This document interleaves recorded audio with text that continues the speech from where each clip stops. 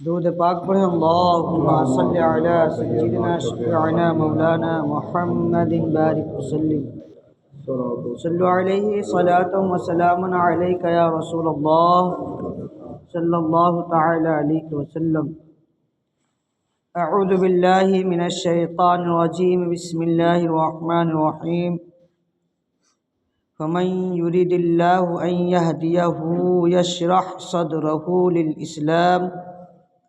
ومن يريد أن يضله يجعل صدره ضيقا حرجا كأنما يصعد في السماء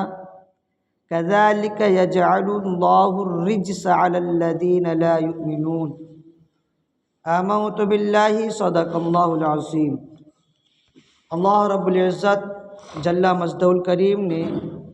کلام مجید والفرقان حمید کہ 8ویں پارہ سورہ انعام کی آیت نمبر 125 میں ارشاد فرمایا، فَمَن يُرِدِ اللَّهُ أَن يَهْدِيَهُ يَشْرَحْ صَدْرَهُ لِلْإِسْلَامِ، اور جسے اللہ راہ دکھانا چاہے اس کا سینہ اسلام کے لیے کھول دیتا ہے۔ وَمَن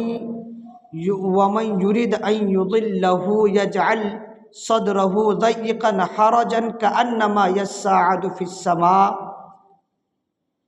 اور جسے گمراہ کرنا چاہے اس کا سینہ تنگ خوب رکا ہوا کر دیتا ہے، گویا کسی کی زبردستی سے آسمان پر چڑھ رہا ہے۔ کذالک یجعل اللہ الرجس علی الذین لا یؤمنون، اللہ یوں ہی عذاب ڈالتا ہے ایمان نہ لانے والوں کو۔ کنز العرفان نے اس کو یوں بیان کیا، اور جسے اللہ ہدایت دینا چاہتا ہے تو اس کا سینہ اسلام کے لیے کھول دیتا ہے، اور جسے گمراہ کرنا چاہتا ہے اس کا سینہ تنگ اور بہت ہی تنگ کر دیتا ہے، گویا کہ وہ زبردستی آسمان پر چڑھ رہا ہے۔ اسی طرح اللہ تعالیٰ ایمان نہ لانے والوں پر عذاب مسلط کر دیتا ہے۔ فَمَن يُرِدِ اللَّهُ أَن يَهْدِيَهُ، اور جسے اللہ ہدایت دینا چاہتا ہے۔ اللہ تعالیٰ نے ازل سے ہی اپنی مخلوق کی 2 قسمیں بنائیں، ایک شقی دوسری سعید، اور ہر ایک کے لیے نشانی بنائی کہ جس سے اس کی پہچان ہو۔ سعادت کی نشانی اسلام کے لیے سینہ کھلنا اور ایمان قبول کرنا، جبکہ شقاوت کی نشانی سینے کی تنگی اور اسلام قبول نہ کرنا۔ اور ہر گروہ کے لیے آخرت میں ایک گھر بنایا جس میں وہ لوگ رہیں گے، سعادت مند، خوش بخت، جنت اور اس کی نعمتوں میں رہیں گے، اور شقاوت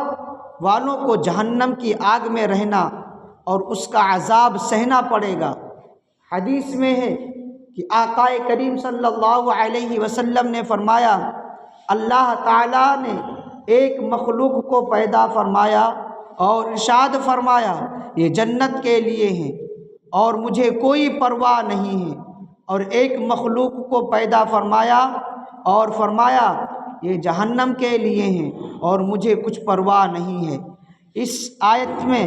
اللہ تعالیٰ نے ہر قسم کی مخلوق کی نشانی بیان فرمائی ہے، لہٰذا جب اللہ تعالیٰ بندے کو شرح صدر کی توفیق دے اور اسے حلاوت ایمان سے بھر دے تو وہ جان لے کہ اللہ تعالیٰ نے اسے عظیم نعمت عطا فرمائی ہے۔ امام محمد غزالی رحمۃ اللہ تعالیٰ علیہ فرماتے ہیں، جسے جنت کے لیے پیدا کیا گیا اس کے لیے عبادت کے اسباب آسان کر دیے جاتے ہیں، اور جسے جہنم کے لیے پیدا کیا گیا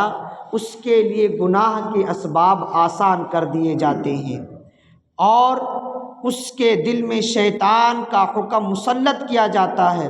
کیونکہ وہ طرح طرح کی باتوں سے بے وقوف لوگوں کو دھوکہ دیتا ہے اور کہتا ہے اللہ تعالیٰ رحمت والا ہے، لہٰذا تمہیں کوئی پرواہ نہیں کرنی چاہیے، تمام لوگ اللہ تعالیٰ سے نہیں ڈرتے، لہٰذا تم ان کی مخالفت نہ کرو۔ زندگی بہت طویل ہے، لہٰذا انتظار کرو، کل توبہ کر لینا، جیسا کہ اللہ رب العزت ارشاد فرماتا ہے سورہ نساء کے اندر کہ یعدہم ویمنیہم وما یعدہم الشیطان الا غرورا، شیطان انہیں وعدے دیتا ہے اور آرزویں دلاتا ہے، اور شیطان انہیں صرف فریب کے وعدے دیتا ہے، یعنی وہ ان کو توبہ کا وعدہ دیتا ہے اور مغفرت کی تمنا دلاتا ہے، اور ان حیلوں سے اذن خدا بندی سے ان کو ہلاک کر دیتا ہے، یعنی انہیں توبہ کی توفیق نہیں دلاتا اور خدا کی وحدانیت اقرار کرنے بھی نہیں دیتا ہے، اس کے دل کو دھوکے کی قبولیت کے لیے کشادہ اور قبول حق سے تنگ کر دیتا ہے، اور یہ سب کچھ اللہ تعالیٰ کی قضا اور تقدیر سے ہوتا ہے۔ ہدایت و گمراہی کا مالک اللہ تعالیٰ ہی ہے، وہ جو چاہے کرتا ہے